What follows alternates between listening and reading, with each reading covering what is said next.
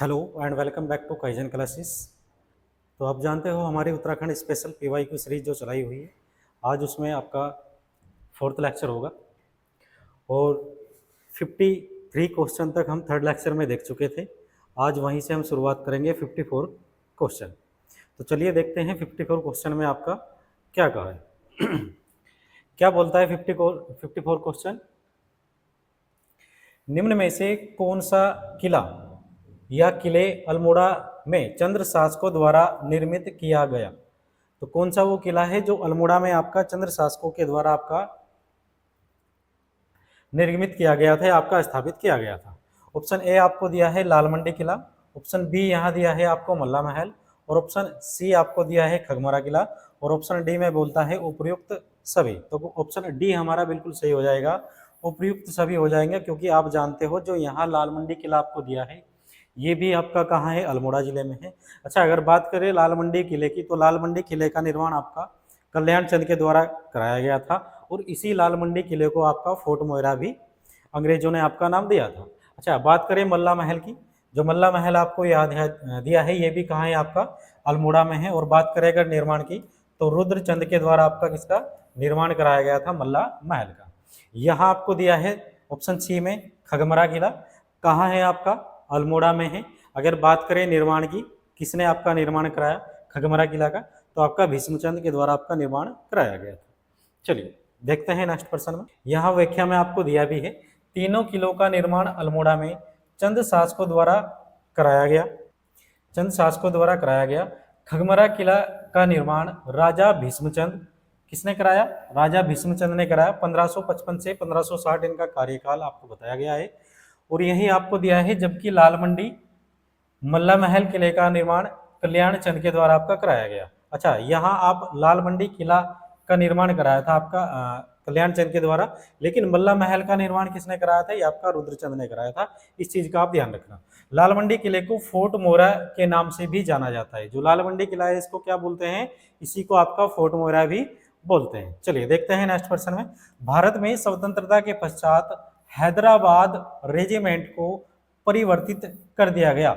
जो हैदराबाद रेजिमेंट थी इसको परिवर्तित किया गया था किसमें, चार ऑप्शन आपको दिए हैं, गढ़वाल राइफल्स में, गोरखा राइफल में, कुमाऊं रेजिमेंट में, पंजाब रेजिमेंट में। तो किसमें किया गया था, ऑप्शन सी हमारा सही हो जाएगा, कुमाऊं रेजिमेंट में आपका हैदराबाद रेजिमेंट को परिवर्तित कर दिया गया था। अच्छा, यही कुमाऊं रेजिमेंट की बात करें तो इसकी स्थापना की अगर बात करें तो मई 1945 में आपकी आगरा में की गई थी कुमाऊं रेजिमेंट की। और अगर बात करें कुमाऊं रेजिमेंट का मुख्यालय रानीखेत में कब लाया गया, तो मई 1948 में आपका कहाँ लेकर आए थे, रानीखेत अल्मोड़ा में आपका ले जाया गया था किसका, कुमाऊं रेजिमेंट का मुख्यालय। यहाँ आपको दिया है, भारत में स्वतंत्रता के पश्चात हैदराबाद रेजिमेंट को कुमाऊं रेजिमेंट में परिवर्तित कर दिया गया। 1797 ईस्वी में हैदराबाद के निजाम ने एक सैन्य ब्रिगेड गठित किया था, जिसे स्वतंत्रता के बाद बटालियन 2 कुमाऊं के नाम से जाना जाता है। कुमाऊं रेजिमेंट का मुख्यालय रानीखेत अल्मोड़ा में। तो कहाँ है कुमाऊं रेजिमेंट का मुख्यालय, रानीखेत अल्मोड़ा में आपका हो जाएगा। चलिए, उत्तराखंड में बीच बचाओ आंदोलन के प्रवर्तक के रूप में जाना जाता है। किसके द्वारा बीच बचाओ आंदोलन आपका शुरू किया गया, ये आपसे पूछा है। वंदना शिवा को, विजय जड़धारी को, शमशेर सिंह बिष्ट को, और समरपाल सिंह को। तो ऑप्शन बी हमारा सही हो जाएगा, विजय जड़धारी को। व्याख्या में आपको दिया भी है, टिहरी गढ़वाल में जड़धार गांव के निवासी, जड़धार गांव के निवासी थे, इसीलिए इनके नाम के बाद में आपका जड़धारी शब्द आया हुआ है। निवासी विजय जड़धारी को उत्तराखंड में बीच बचाओ आंदोलन के प्रवर्तक के रूप में जाना जाता है। इन्होंने वर्ष 1986 में बीज बचाओ आंदोलन की शुरुआत की। तो कब आपकी बीज बचाओ आंदोलन की शुरुआत की गई थी, 1986 में आपकी की गई थी। बीज बचाओ आंदोलन का मुख्य उद्देश्य आपको बताया है, पारंपरिक बीजों का संरक्षण करना और कुछ निश्चित बीजों को बोकर वैश्वीकरण करने का विरोध करता था। विजय जड़धारी ने बारानाज तकनीक, कौन सी तकनीक, बारानाज तकनीक तथा जीरो बजट खेती की शुरुआत भी आपकी किसके द्वारा की गई, विजय जड़धारी के द्वारा आपकी की गई थी। चलिए देखते हैं नेक्स्ट क्वेश्चन। अच्छा, क्या बोलता है, गढ़वाल में पवार वंश की स्थापना में किस स्थानीय राजा गणपति ने सहायता की थी? चार ऑप्शन आपको दिए हैं, कटारमल, माधो सिंह भंडारी, भानु प्रताप सिंह और अजय पाल। तो वो कौन था जिसने गढ़वाल में पवार वंश की स्थापना में आपकी, जो गणपति था उसकी आपकी सहायता की गई थी? तो ऑप्शन सी हमारा सही हो जाएगा, भानु प्रताप सिंह। क्योंकि आप जानते हो भानु प्रताप सिंह चांदपुर गढ़ के एक राजा थे आपके। चांदपुर गढ़ कहाँ है? तो चांदपुर गढ़ आपका चमोली में पड़ता है। उस चांदपुर गढ़ के राजा कौन थे? भानु प्रताप सिंह थे। और इन्हीं के समय आप जानते हो कनकपाल आपका उत्तराखंड की यात्रा पर आया था और भानु प्रताप उससे काफी प्रभावित हुआ था और अपनी बेटी का उससे विवाह कर दिया था। और ऐसा भी उल्लेख मिलता है कि भानु प्रताप ने चांदपुर गढ़ आपका किसको दे दिया था? कनकपाल को दे दिया था, जहां कनकपाल के द्वारा आपकी फिर पवार वंश की स्थापना की गई थी। चलिए, गढ़वाल में पवार वंश की स्थापना में स्थानीय राजा गणपति भानु प्रताप सिंह ने सहायता की थी। गढ़वाल के 52 गढ़ों के लिए यह सबसे मजबूत गढ़ था। किसकी बात कर रहा है? चांदपुर गढ़ की यह बात कर रहा है कि गढ़वाल के 52 गढ़ों के लिए यह सबसे मजबूत गढ़ था, क्योंकि भानु प्रताप चांदपुर गढ़ का आपका राजा था। चलिए, अच्छा, नेक्स्ट प्रश्न क्या बोलता है? निम्नलिखित में से किसे ब्रिटिश सरकार द्वारा सर की उपाधि से विभूषित किया गया था? तो किसको किया गया था? चार ऑप्शन यहाँ दिए हैं, चार राजाओं के नाम, कीर्ति शाह, नरेंद्र शाह, प्रताप शाह और भवानी शाह। तो ऑप्शन बी हमारा हो जाएगा, नरेंद्र शाह को आपका सर की उपाधि से, या इसी को लेफ्टिनेंट कर्नल की उपाधि भी आपकी किसको? नरेंद्र शाह को ही दी गई थी। किसके द्वारा? ब्रिटिश सरकार के द्वारा। अच्छा, कीर्ति शाह को भी आपकी दी गई थी, KCSI, ये आपकी सर की उपाधि। कीर्ति शाह के बारे में भी ऐसा उल्लेख मिलता है, लेकिन यहाँ आंसर क्या दिया है आपका? नरेंद्र शाह को यहाँ आंसर माना हुआ है। चलिए, व्याख्या में देखते हैं क्या दिया है। कीर्ति शाह के पश्चात उनका उत्तराधिकारी नरेंद्र शाह गद्दी पर बैठा। उसने अपने शासन के प्रथम वर्ष 1919 में ही सबसे पहले गांव के विकास के लिए टिहरी पंचायत की स्थापना की। तो 1919 में नरेंद्र शाह के द्वारा आपकी पंचायतों की स्थापना की गई।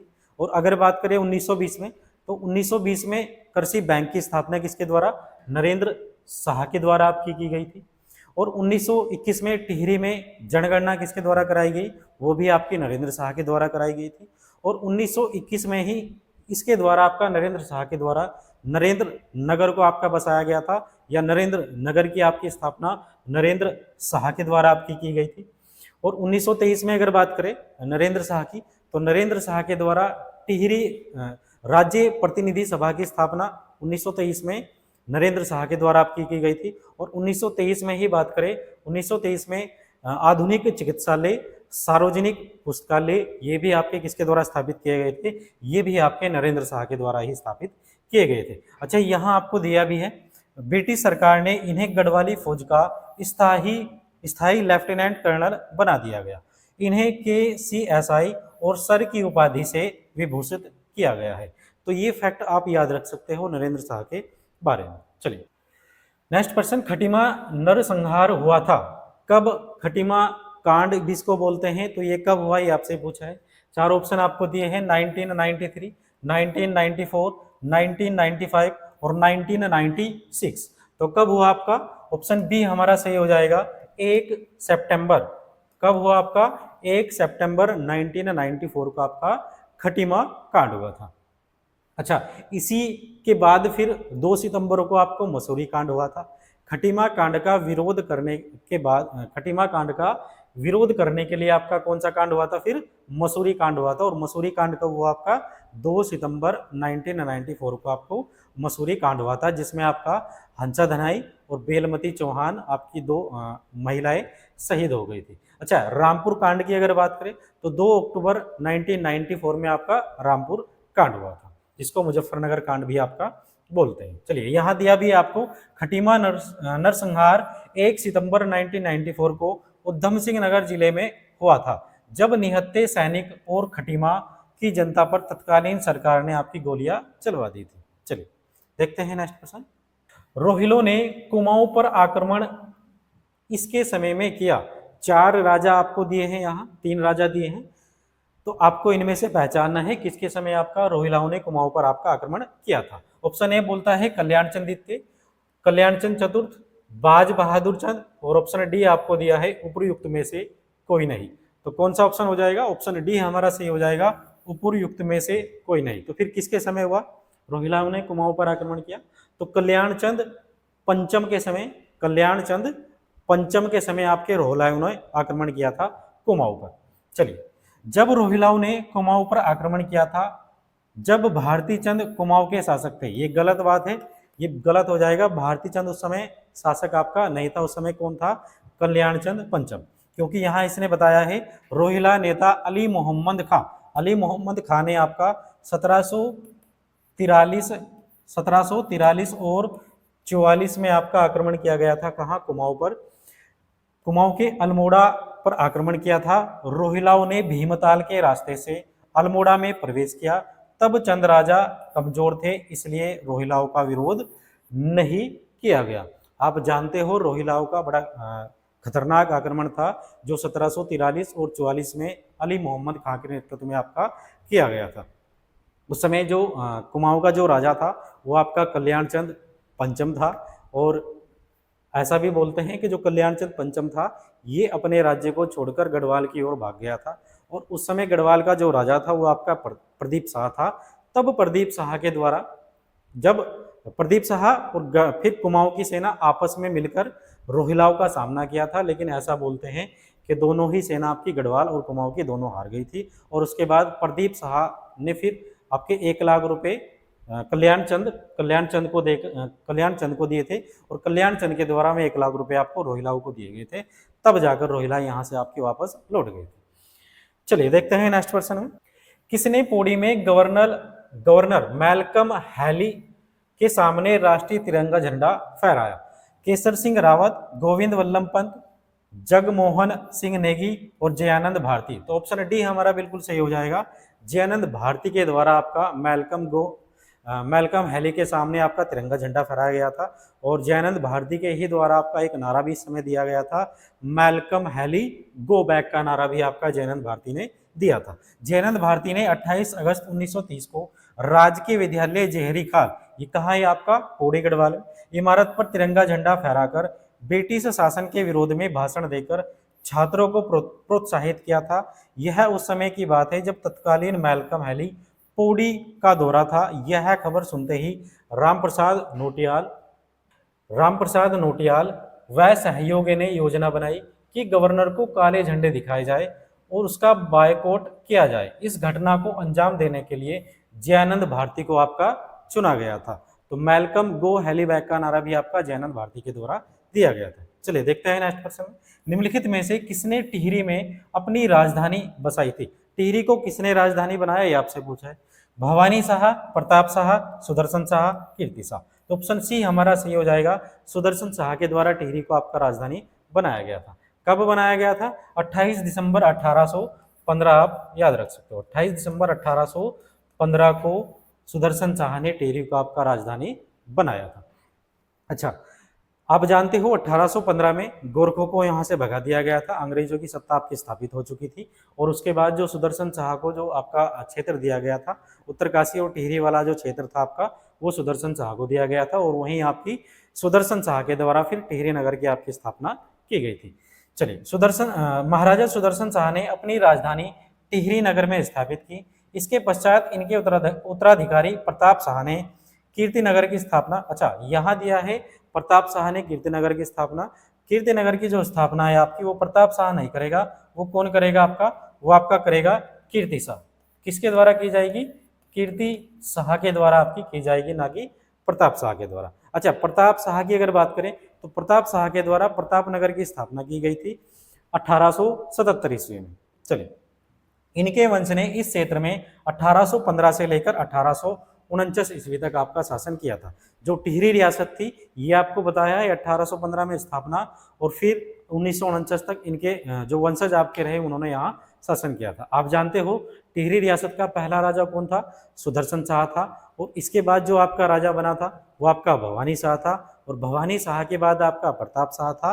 और प्रताप शाह के बाद जो आपका राजा बना था वो आपका कीर्ति शाह था। और कीर्ति शाह के बाद आपका नरेंद्र शाह।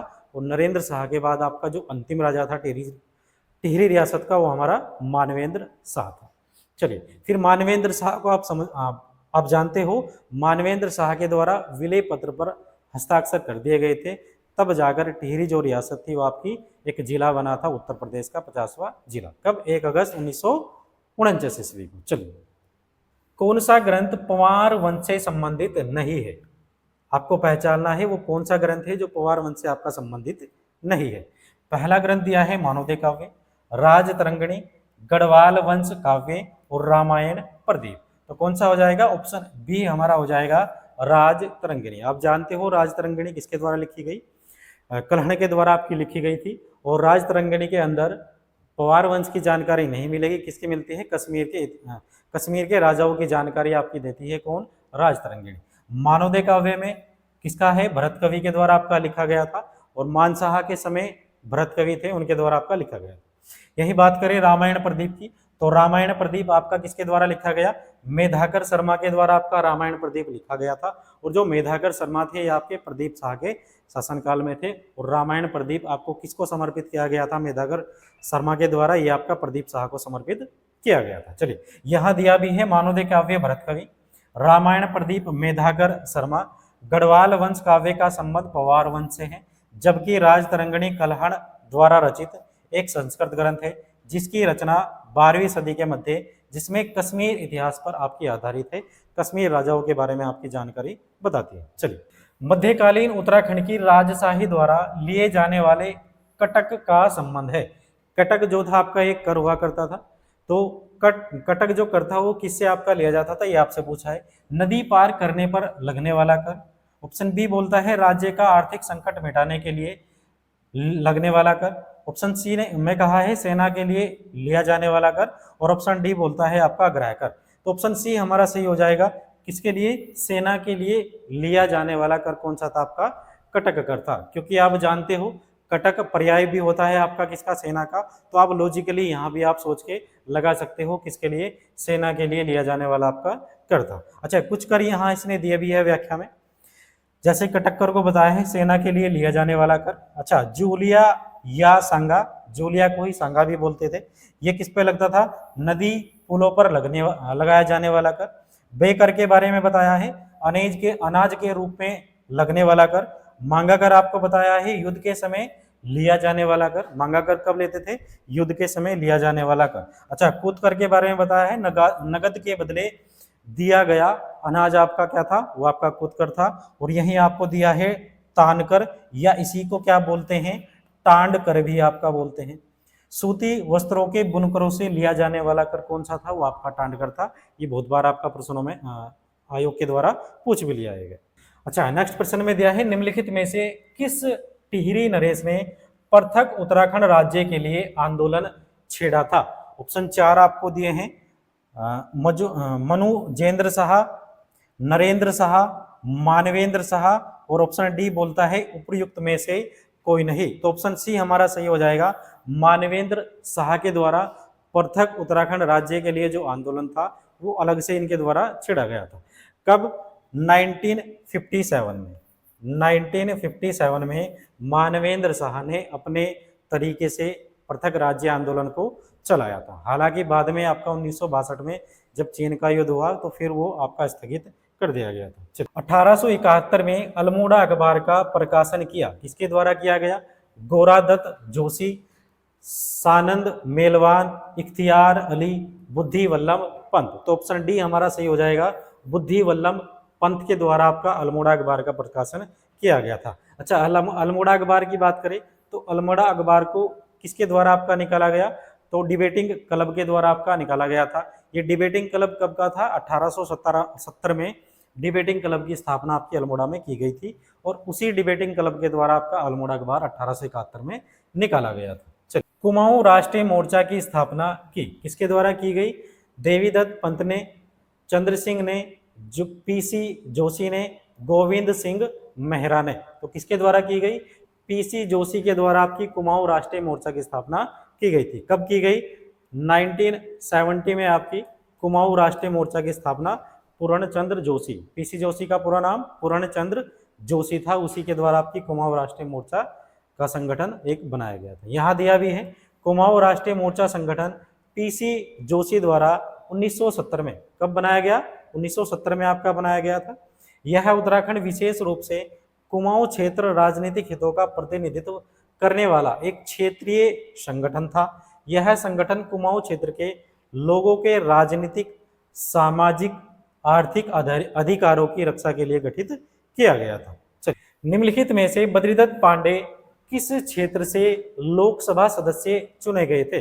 बद्रीदत्त पांडे आपसे पूछा है कि जो बद्रीदत्त पांडे थे वो आपके किस क्षेत्र से लोकसभा सदस्य आपके चुने गए? ऑप्शन ए चंपावत सन 1955, नैनीताल सन 1956, पिथौरागढ़ सन 1955 और अल्मोड़ा आपको दिया है सन 1955 ईस्वी। तो ऑप्शन डी हमारा सही हो जाएगा, अल्मोड़ा सन 1955 में आपके लोकसभा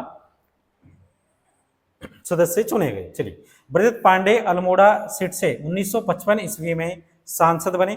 बद्रीदत्त पांडे का जन्म हरिद्वार के कनखल में आपका हुआ था। बद्रीदत्त पांडे का कब हुआ? 15 फरवरी 1882 को। अच्छा, इनके पिता की अगर बात करें तो वे कौन थे? वैद्य थे आपके विनायक पांडे। 1913 में इन्होंने अल्मोड़ा अखबार की शुरुआत की। 1913 में अल्मोड़ा अखबार की शुरुआत की गई थी। हालांकि अल्मोड़ा अखबार पर फिर अंग्रेजों के द्वारा रोक लगा दी गई थी 1918 में, और उसके द्वारा फिर बद्रीदत्त पांडे के द्वारा आपका शक्ति नाम का समाचार पत्र आपका चलाया गया था। चंद वंश के शासन काल में सिरतान किस प्रकार का कर था? आपसे पूछा है जो सिरतान था वो किस प्रकार का कर था। 4 ऑप्शन आपको दिए हैं। नगदी एवं अनाज संबंधी, केवल नगद संबंधी, केवल अनाज संबंधी, ऑप्शन डी व्यापार कर संबंधी। तो जो सिरतान था हमारा वो केवल नगद कर हुआ करता था। कौन सा कर था सिरतान? केवल नगद कर था आपका। चंद वंश के शासकों द्वारा सिरतान कर नगद रूप में वसूला जाता था।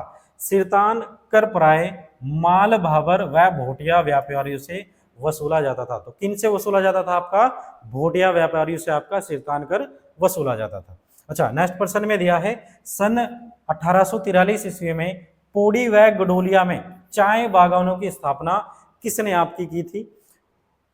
कैप्टन हडल्स्टन, ऑप्शन बी दान सिंह, रॉबर्ट ब्लेयर और ऑप्शन डी बोलता है उपयुक्त में से कोई नहीं। तो ऑप्शन ए हमारा सही हो जाएगा, कैप्टन हडल्स्टन के द्वारा आपकी पौड़ी और गडोलिया में चाय के बागान आपके स्थापित किए गए थे। उत्तराखंड में अलग अलग जगह पर आपके चाय के बागान स्थापित किए गए थे। आप जानते हो 1824 में बिशप हैबर के द्वारा आपकी चाय की शुरुआत आपकी की गई थी और 1835 में आधुनिक रूप से आपकी डॉक्टर रॉयले के द्वारा चाय का उत्पादन आपका शुरू किया गया था। तो उसके बाद अलग अलग जगह पर आपके चाय के बागान स्थापित किए गए। सन 1843 ईस्वी में पौड़ी गडोलिया में चाय बागानों की स्थापना कैप्टन हडल्स्टन ने की थी। 1844 में देहरादून के कोलीगैर में सरकारी चाय बागान की स्थापना हुई। चलिए, निम्न में से कौन सी उत्तराखंड राज्य विधानसभा सीट अनुसूचित जनजाति के लिए आरक्षित है? तो उत्तराखंड में वो कौन सी सीट है जो अनुसूचित जनजाति एसटी के लिए आपकी आरक्षित है? खटीमा विधानसभा सीट दिया है, लक्सर विधानसभा सीट, नानक मत्ता विधानसभा सीट और धारचूला विधानसभा सीट। तो कौन सी हो जाएगी? नानक मत्ता विधानसभा सीट हो जाएगी। अच्छा, अगर बात करें टोटल विधानसभा सीट कितनी है आपके उत्तराखंड में, तो 70 विधानसभा सीट हैं। उनमें से कितनी आरक्षित है? तो 15 आपकी आरक्षित हो जाएगी। 15 में से 13 आपकी एससी के लिए आरक्षित है और 2 सीटें आपकी एसटी के लिए आरक्षित है। एसटी के लिए 2 सीटें हैं, एक सीटें यहाँ आपको बताई गई है नानक मत्ता विधानसभा सीट। तो फिर दूसरी कौन सी होगी? दूसरी आपकी चकराता विधानसभा सीट होगी। कौन सी? चकराता विधानसभा सीट जो आपकी देहरादून में होगी। और नानक मत्ता की अगर बात करें तो ये आपके उधम सिंह नगर में हो जाएगी। अच्छा, यही बात करें उत्तराखंड में लोकसभा सीटें कितनी हैं, तो 5 हो जाएगी आपकी। और राज्यसभा सीट कितनी है हमारी? 3 हो जाएगी। चलिए, यहाँ दिया भी है राज्य विधानसभा की कुल 70 सीटों में से आरक्षित सीटों की संख्या 15, जिसमें 13 एससी और 2 एसटी है। अनुसूचित जनजाति के लिए आरक्षित सीटें एक चकराता, देहरादून और नानक मत्ता आपके उधम सिंह नगर हो जाएगी। चलिए, श्याम शाही बागान श्रीनगर गढ़वाल में श्याम शाही बागान बनाने का श्रेय किसे जाता है? ऑप्शन ए धामशाह, श्याम शाह, मानशाह, उपयुक्त में से कोई नहीं। तो ऑप्शन बी हमारा सही हो जाएगा, श्याम शाह के द्वारा आपके श्यामशाही बागान श्रीनगर में आपके लगाए गए थे। श्रीनगर गढ़वाल में श्यामशाही बागान बनाने का श्रेय श्याम शाह को जाता है। परमार वंश का उत्तराखंड में 45वां शासक, कौन से नंबर का शासक था श्याम शाह?